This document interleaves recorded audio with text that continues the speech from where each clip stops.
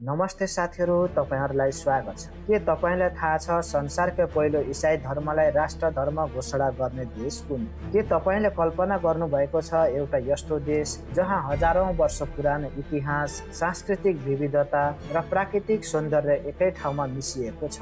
आज हामी तपाईलाई लिएर जाँदै छौं एउटा यस्तो देश जहाँ इतिहास बोल्छ, जहाँ ढुङ्गाले पनि कथा सुनाउँछन्। यो देश हो अर्मेनिया, सभ्यताको प्राचीन केन्द्र, आस्था र आत्मबलको प्रतीक। आज हामी सँगै यात्रा गरौँ अर्मेनियाको अद्भुत कथाभित्र। दक्षिण कोकेसनमा अवस्थित अर्मेनियाको छिमेकी देशहरू टर्की, जर्जिया, अजरबैजान र इरान हुन्। 29,743 वर्ग किलोमिटर अर्थात् 11,484 वर्ग माइलमा फैलिएको यो देश करिब 90% पहाडी भूभागले ओगटेको छ।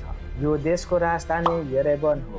4090 मिटर उचाइमा रहेको माउन्ट अरगाट्स पर्वतारोहण प्रेमीहरूको लागि स्वर्ग जत्तिकै मान्ने गरिन्छ।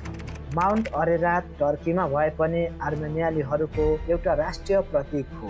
पौराणिक कथा अनुसार यही पहाडमा नोहाको जहाज अड्किएको थियो।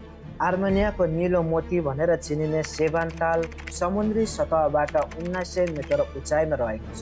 यहाँको जलवायु महाद्वीपीय छ, गर्मीमा तातो र जाडोमा चिसो हुने गर्दछ।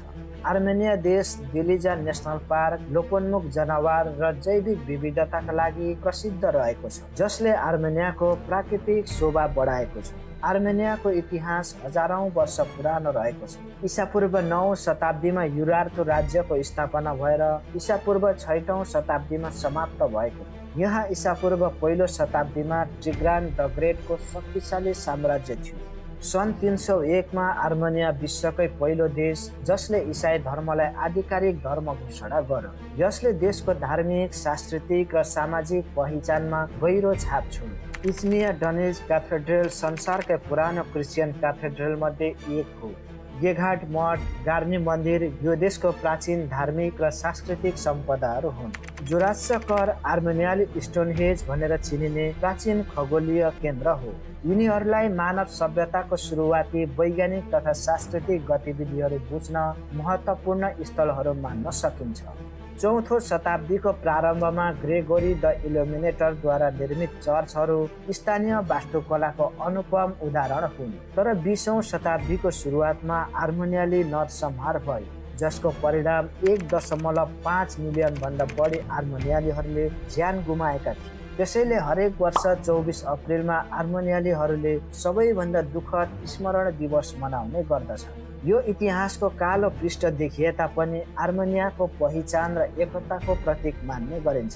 अर्मेनियाली भाषा प्राचीन इन्डो युरोपेली परिवारको आफ्नै लिपि सन् 405 मा मिस्रोप मास्टोसले विकास गरेका थिए।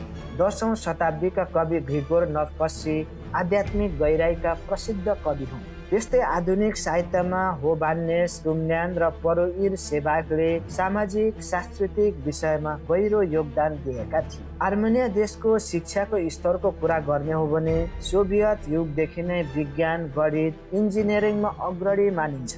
आज पनि अर्मेनियामा शिक्षाको पहुँच, प्रविधिमा लगानी र नव प्रवर्तनमा जोड दिएको पाइन्छ। अर्मेनियाली संस्कृति, सङ्गीत, नृत्य र कलामा निकै प्रसिद्ध मानिन्छ। युनेस्को विश्व सम्पदा सूचीमा समावेश गरिएको डुडुक अर्मेनियाको परम्परागत वाद्य यन्त्र हो। परम्परा र आधुनिकताको संयोजनले लोकनृत्य, चित्रकला, मूर्तिकलामा निकै विकास भएको पाइन्छ। त्यस्तै हस्तकला, कार्पेट, गहना अर्मेनियाली पहिचानको अभिन्न हिस्सा हो। विभिन्न समयकालका कलाकारहरूको योगदानले देशको सांस्कृतिक धरोहर जोगाइरहेको पाइन्छ। येरेवनलाई पिङ्क सिटी, रङ्गीन भवन र ऐतिहासिक बजार मान्ने गरिन्छ। गेघाट मठलाई युनेस्को सम्पदा, चट्टानभित्रको अनौठो मठ मान्ने गरिन्छ। त्यस्तै गार्नी मन्दिर रोमन ग्रिक वास्तुकलाको एकमात्र उदाहरण हो।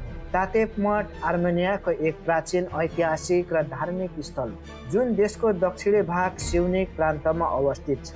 यो मठ एक पहाडको डिलमा अवस्थित छ र वरिपरि गहिरा खोज तथा सुन्दर प्रकृति फैलिएको छ। त्यस्तै सेभान्ताल वरिपरि रहेका चर्च, मठ र जल क्रीडाले हरेक पर्यटकको मन आकर्षित गर्ने गर्दछ। आर्मेनिया देशको अर्थतन्त्रको कुरा गर्ने हो भने यो देश कृषि, खनिज, पर्यटनमा निर्भर रहेको छ।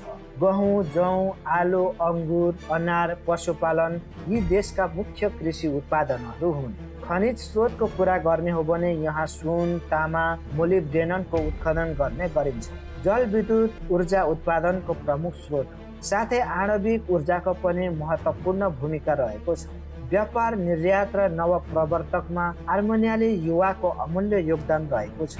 आर्मेनियाली खानपिनमा लावास, डोल्मा र खोरावस जस्ता परिकारहरू प्रमुख मानिन्छ। त्यस्तै हरिसा, घपमा, गाटा जस्ता परिकारहरू सांस्कृतिक चाडपर्वमा अनिवार्य बनाउने गरिन्छ। समग्रमा भन्नुपर्दा आर्मेनियाली खानाले समाजको आत्मीयता झल्काउने गर्दछ। पानी छ्याप्ने रमाइलो पर्व बर्दाबर यसको कथा प्राचीन पौराणिक कथा र इसाई धर्मसँग जोडिएको छ। आशा छ यो भिडियोले तपाईँलाई आर्मेनियाको विशाल इतिहास, सभ्यताको केन्द्र, सङ्घर्ष तथा सफलताको अद्भुत कथा बुझ्न मद्दत गर्यो। यो सानो देशले कसरी विश्वमा आफ्नो छुट्टै पहिचान बनाएको छ भन्ने बारे तपाईँलाई कुन पक्ष सबैभन्दा रोचक लाग्यो कमेन्ट बक्समा बताउनुहोला। यदि यो भिडियोलाई मन परे लाइक, सेयर र च्यानललाई पनि सब्स्क्राइब गरिदिनु होला। हवस् त, धन्यवाद।